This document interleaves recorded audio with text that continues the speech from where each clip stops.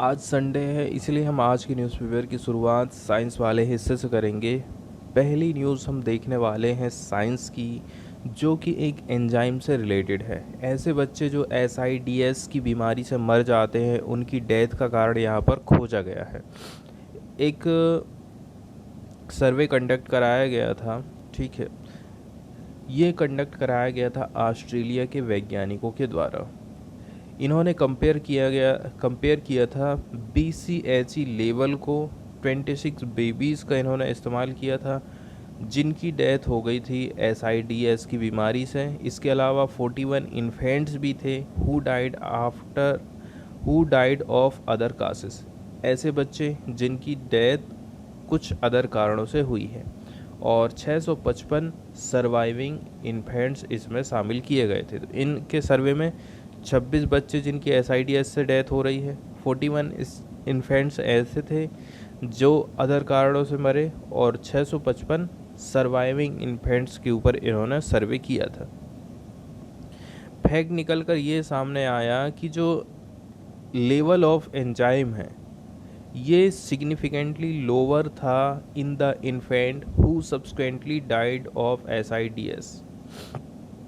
जिन बच्चों को SIDS हुआ था उनके भीतर में एंजाइम की क्वांटिटी लो थी, जो ये सजेस्ट करता है कि SIDS वाले जो बेबीज़ हैं वर इनहेरेंटली वनरेबल हैं डिसफंक्शन मतलब permanently of autonomic nervous system. तो ये इनका जो नर्वस सिस्टम रहता है वो फंक्शन नहीं कर पाता है, which control unconsciousness and involuntary function in the body. ये रीज़न यहाँ पर निकल के सामने आया कि उनका जो नर्व सिस्टम है ना वो सही तरीके से काम नहीं कर पाता है। जिस एंजाइम का नाम हमें जानना है उसका नाम है BCHE, जिसको हम कहते हैं ब्यूट्रिल कोलिनेस्टरेज, शॉर्टकट में BCHE नामक का जो एंजाइम है उसके कम होने से SIDS बीमारी के कारण बच्चे मर जाते हैं। बताया जा रहा है ये जो एंजाइम होता है मस्तिष्क को उत्तेजित करने का काम करता है, ठीक है। और यदि इसका लेवल निम्न हो गया तो सोते हुए शिशु की जागने या फिर उसके वातावरण पर प्रतिक्रिया देने की क्षमता घट जाती है। तो जैसे कि कोई बच्चा सो रहा है तो वो सोते ही रह जाता, जाग नहीं पाता है। इसके बाद वाली न्यूज़ हम एक बायो मटेरियल से रिलेटेड देखेंगे, ठीक है। ये बायो मटेरियल हमने प्राप्त किए हैं फंगल से, ठीक है, फंगस से। ये हेल्प करता है हील वाउंड्स में, मतलब कि यदि आपको कोई चोट लग जाती है, आपके शरीर में क्षति पहुंचती है, तो उसको ठीक करने का काम ये बायो मटेरियल करेगा। The material is derived from pullulan, ठीक है। इसको कहाँ से प्राप्त किया गया है? पुलूलन से, which is already widely used in food and cosmetic industry. इसको हमने निकाले हैं पुलूलन से, जिसका उपयोग हम ऑलरेडी फूड और कॉस्मेटिक इंडस्ट्री में करते हैं। तो इसका यूज़ हम हील वाउंड में भी कर सकते हैं, मतलब कि यदि हमें किसी प्रकार की इंजरी हो जाती है इसको रिकवर करने के लिए इसका इस्तेमाल किया जा सकता है। तो ये जो पुलूनल वर्ड होता है इसके बारे में हम देख लेते हैं। पुलूलन इज पॉलीसैकेराइड पॉलीमर होता है। इसमें कंसिस्ट होता है maltotriose unit, also known as alpha A4 alpha 1,6 glucan. तो 3 ग्लूकोज यूनिट किसमें? Maltotriose are connected by N14 alpha 14 glycoside bond. इसमें बताया जा रहा है हमें 3 ग्लूकोज यूनिट को, किसकी बात कर रहे हैं हम? माल्टोट्रॉइस को, जो कि कनेक्ट होती हैं अल्फा 14 ग्लाइकोसाइड बॉन्ड के साथ में, जहाँ पर consecutive maltodextrin unit are connected to each other by alpha 1,6 glycoside bond। एकदम साइंटिस्ट एकदम वैज्ञानिक लैंग्वेज में यहाँ पर बताया जा रहा है, हमको ज़्यादा यहाँ पर क्लियर चीज़ें नहीं हो पाती। तो यहाँ पर बताने की कोशिश करी जाती है जैसे कि हम एंटीबायोटिक का उपयोग करते हैं। एंटीबायोटिक का उपयोग हम क्यों कर रहे हैं? ताकि हम कंट्रोल कर सकें बैक्टीरियल इन्फेक्शन। बैक्टीरिया के चलते चलते जो इन्फेक्शन हो रहा है उसको कम करने के लिए हम एंटीबायोटिक्स देते हैं मरीजों को। लेकिन इससे प्रॉब्लम हो जाती है emergence of multi drug resistance pathogen. ठीक है, मल्टी ड्रग रेजिस्टेंस पैदा हो जाता है रोगी की बॉडी में, फिर कोई भी दवा उसके ऊपर असर नहीं करती है। तो रिसर्चर लोग रिसर्च कर रहे हैं, डेवलप करने की कोशिश कर रहे हैं कुछ और अन्य तरीकों को, ताकि हम टैकल कर सकें इस प्रकार का बैक्टीरियल इन्फेक्शन को। इसी कॉन्टेक्स्ट में वैज्ञानिक लोगों ने डेवलप किया है एक नया बायोमटेरियल को, जो कि उपयोग में लाया जा सकता है डिसइंफेक्ट करने के लिए वाउंडिंग्स को। एंड वाउंड्स मतलब यदि आपको किसी प्रकार की इंजरी हो रही है, आप किसी प्रकार से बीमार पड़ रहे हैं, ठीक है, तो उसको डिसइंफेक्ट हम इस मटेरियल के माध्यम से कर सकते हैं। इसके अलावा हैसन्स द प्रोसेस ऑफ हीलिंग। ठीक है, और ये जो प्रोसेस है काफ़ी हैसन्स है, मतलब कि तुरंत होती है, फास्ट होती है। हीलिंग का मतलब होता है डैमेज। अब जिस बायोमटेरियल की बात यहाँ पर करी जा रही है वो है पुलुलॉन पॉलीमर। हम एक पॉलीमर जिसको बहुलक बोलते हैं उसकी बात कर रहे हैं। ये बायोमटेरियल डेराइव किया गया है from the polymer pullulan which is secreted by the fungus Aureobasidium pullulans. ठीक है, अब ये जो पॉलीमर पुलुलन है उसमें सिक्रेशन कहाँ से हमने प्राप्त किए? मतलब कि जो सफ़ेद स्त्राव होता है एक फंगस यूरोबेसिडियम पुलुलेंस, यहाँ से इसको हमने प्राप्त किए हैं फंगस स्त्राव के द्वारा। यहाँ एक वर्ड यूज़ किया गया है एक्सोपोलोसैकेराइड। ठीक है, मतलब कि इस पॉलीमर की हम बात करें जो कि सेक्रेटेड किया गया है, स्त्रावित किया गया है एक फंगस के द्वारा, खुद ही के द्वारा। ठीक है, फंगस कुछ चीज़ स्त्रावित करता है या फिर अपने अंदर से निकालता है, बहाता है itself into the medium on which it is growing. हम जिस माध्यम में इसको पैदा कर रहे हैं या फिर बना रहे हैं उसी माध्यम में ये एक चीज़, एक मटेरियल को अपने अंदर से निकालते जाता है, उसी को हमने बायोमटेरियल नाम दिए हैं, जिसका उपयोग हम करेंगे इस प्रकार के बैक्टीरियल डिसीज़ से निपटने के लिए। वैज्ञानिक लोगों का कहना है कि इसका यूज़ ऑलरेडी से अभी हो ही रहा है इंडस्ट्री में, जैसे कि फूड इंडस्ट्री, कॉस्मेटिक्स और फार्मास्यूटिकल इंडस्ट्री में ऑलरेडी इसका यूज़ हो रहा है, क्योंकि इसका जो गुण है वो नॉन टॉक्सिक होता है, नॉन म्यूटोजेनिक होता है और नॉन इम्यूनोजेनिक प्रॉपर्टी के चलते चलते।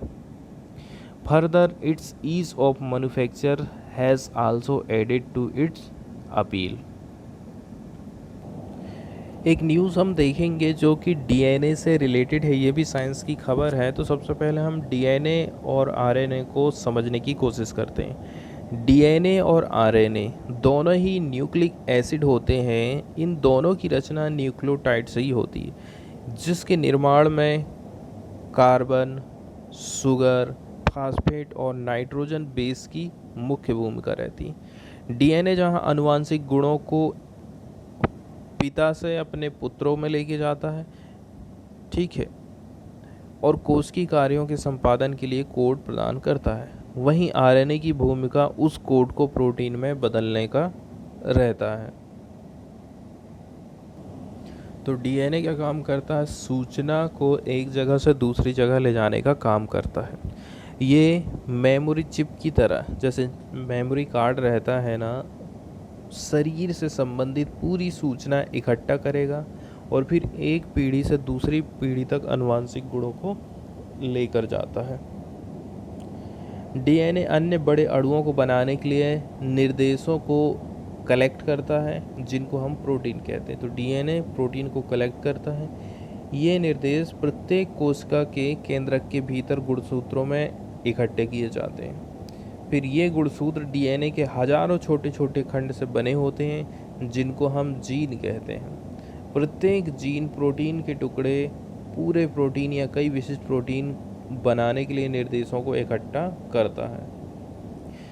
न्यूज़ में बताया जा रहा है, केमिस्ट लोगों का कहना है उन्होंने एक प्रॉब्लम को सॉल्व कर दिया है in a theory of life's beginning. ठीक है, और हम किस थ्योरी की बात कर रहे हैं? जीवन की शुरुआत कैसे हुई। इन्होंने डिमॉन्स्ट्रेट किया है कि RNA molecules can link short chain of amino acid together.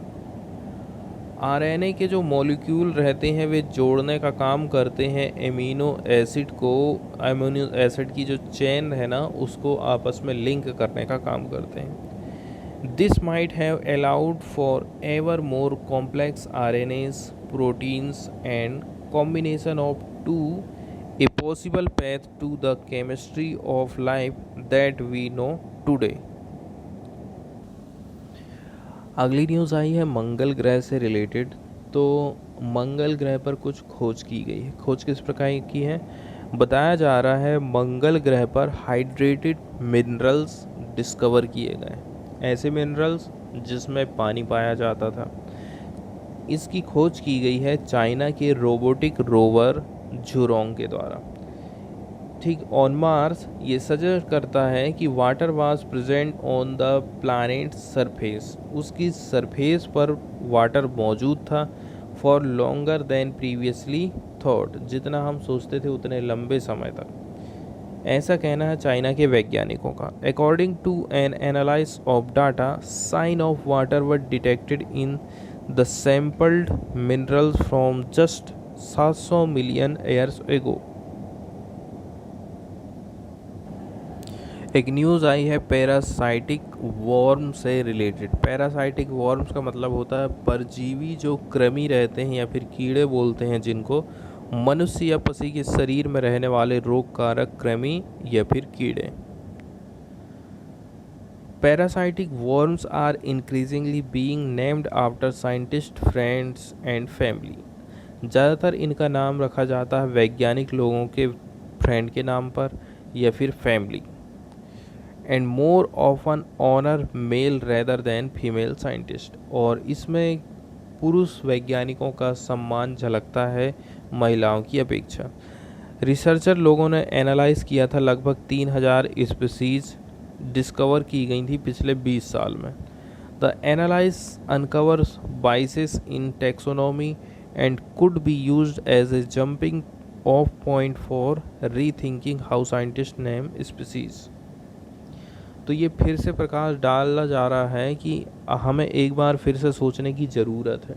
क्यों हम केवल पुरुषों के नाम पर ही, पुरुषों को ही देखते हुए इनके नाम रखते हैं, उसमें महिलाओं के हिसाब से क्यों नाम नहीं रखे जाते हैं, ऐसा यहाँ पर बताया जाता है। न्यूज़ की तरफ चलते हैं और पहली न्यूज़ हम देख लेते हैं द हिंदू की। मानिक साहा, इन्होंने रिप्लेस कर दिया है बिप्लब को as a Tripura CM. Tripura के नए सीएम बन गए हैं मानिक साहा, इसके पहले थे Biplab. 5th CM to be changed in a BJP ruled state ahead of poll. चुनाव आने वाला है, ठीक है। जब से बीजेपी की सरकार आई है अभी तक यहाँ पर 5वीं बार सीएम को चेंज किया गया है, ऐसा यहाँ पर बताया जाता। Tripura chief minister Biplab Kumar Deb step down from his post on Saturday after meeting Bharatiya Janata Party president JP Nadda and union home minister Amit Shah during a 2-day trip to New Delhi. यहाँ पर हम बेसिक्स देखेंगे चीफ मिनिस्टर से रिलेटेड कुछ। Article 164 of Indian constitution in basic is that chief minister shall be appointed by governor. Article 164 में बताया गया है कि चीफ मिनिस्टर को अपॉइंट किया जाता है वहाँ के राज्यपाल के द्वारा। A leader of the party that has got the majority share. सबसे पहले बात, ऐसी पार्टी जो जीत के सामने आई है, जिसके पास मेजॉरिटी वाला वोट है, वो पार्टी अपना एक लीडर चुनती है। ठीक है, तो सबसे पहले अपॉइंट किया गया है चीफ मिनिस्टर को। इसके बाद चीफ मिनिस्टर खुद राज्यपाल को बताता है कि अब उसके मंत्रिमंडल में अन्य मंत्रियों के नाम वो सजेस्ट करेगा राज्यपाल को कि इनको हमें ये मंत्री बनाना है, तो उनको फिर राज्यपाल अपॉइंट करेगा। ठीक है, अब एक बात यहाँ पर मेन है कि जो राज्यपाल रहता है वो राज्य का असली पावर अपने पास नहीं रखता। ठीक है, असली पावर रहती है चीफ मिनिस्टर के पास में, क्योंकि चीफ मिनिस्टर लोगों के द्वारा चुना जाता है, लोगों की पसंद का रहता है, आप लोग सिलेक्ट करते हो, राज्यपाल को आप नहीं चुनते हो। इसीलिए जो पूरी पावर है वो चीफ मिनिस्टर के पास रहती है।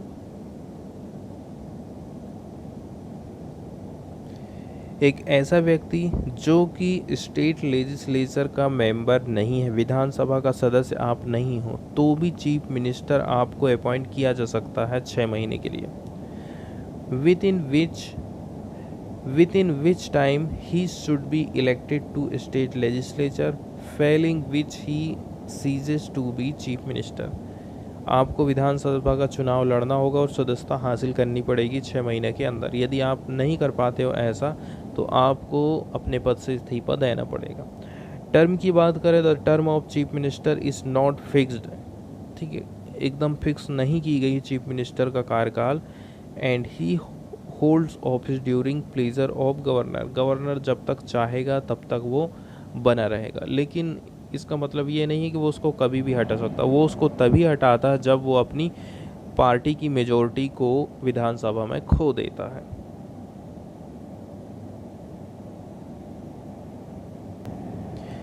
इसके बाद एक्सप्लेनर वाले पेज में यदि हम जाएं तो यहाँ पर राज्यपाल और राष्ट्रपति दोनों के पास जो क्षमादान करने की पावर है उसको एक्सप्लेन करने की कोशिश की जाती है। इसके पहले भी हम ये देख चुके हैं। ठीक है, यहाँ पर फिर से हम इसको रिवाइज करने की कोशिश करेंगे। ठीक है, दोनों के पास ही ये पावर है, प्रेसिडेंट के पास भी और गवर्नर के पास भी। Have vested with sovereign power of pardon by constitution. Constitution ने इनको ये पावर प्रदान की है। Commonly refer to as mercy या फिर क्लेमेंसी पावर। इसको हम मर्सी पावर या फिर क्लेमेंसी पावर बोलते हैं। राष्ट्रपति के लिए आर्टिकल 72 है। The president can grant pardons, reprieve कर सकता है, रिस्पाइट या फिर रिमीशन कर सकता है, और पनिशमेंट या फिर सस्पेंड कर सकता है। Remit or commute the sentence of any person convicted of any offence in all cases where the punishment or sentence is by a court martial. ठीक है, सेना के न्यायालय ने भी यदि कोई सज़ा सुनाई है तो उसको भी वो सब भी राष्ट्रपति के अंडर में आ जाता है। लेकिन ये कोर्ट मार्शल वाली चीज़ें, अपराध राज्यपाल के अंडर में नहीं आता है। In all cases where the punishment or sentence is for an offence under any law relating to the union government executive power. कोई भी लॉ जो कि यूनियन गवर्नमेंट की एग्जीक्यूटिव पावर के अंडर में है वो भी इसमें आ जाता है। Code of criminal procedure CRPC provide करता है रिमीशन, किसको? कैदी को रिमीशन, जिसका मतलब ये हो गया पूरी या फिर कुछ हिस्सा उसकी जेल का कैंसिल किया जा सकता है सज़ा का। सेक्शन 432 कहता है एप्रोप्रिएट गवर्नमेंट सस्पेंड कर सकती है या फिर रिमिट कर सकती है सेंटेंस को इन होल और इन पार्ट विथ और विथआउट कंडीशन। ठीक है, कोई कंडीशन रख सकती है, पूरा सस्पेंड कर दे या फिर कुछ कम कर दे। जैसे 20 साल की सज़ा हुई है, 20 साल को वो 15 साल कर दे, ऐसा भी हो सकता है। तो ये पावर तो स्टेट गवर्नमेंट के पास में है, so that they may order the release of prisoners before they complete their prison term. मतलब कि यदि आपने अभी जेल की पूरी सज़ा नहीं काटी, उसके पहले भी आपको स्टेट गवर्नमेंट छोड़ सकती है। सेक्शन 433 क्या कहता है? एनी सेंटेंस में be commuted to a less one by the appropriate government. However section 435 का कहना है if the prisoner had been sentenced in a case investigated by the CBI या फिर any agency that proved the offence under central act, the state government can order such release only in consultation with central government. किस condition वो उसे केंद्र सरकार से consult करना है? जब कोई मामला सीबीआई ने हैंडल करी है। वहीं पर यदि मृत्युदंड का प्रावधान किया जाता है तो सेंट्रल गवर्नमेंट, ठीक है, इसके अलावा स्टेट गवर्नमेंट के पास में भी पावर है, तो वो रिमिट कर सकती है या फिर सस्पेंड कर सकती है सेंटेंस को। Even though they appear similar, the power of remission under the CRPC is different from the constitutional power enjoyed by the president and governor। CRPC के अंतर्गत गवर्नमेंट एक्ट करता है by itself under article 72 and article 161 respective governments advice the president या फिर governor to suspend.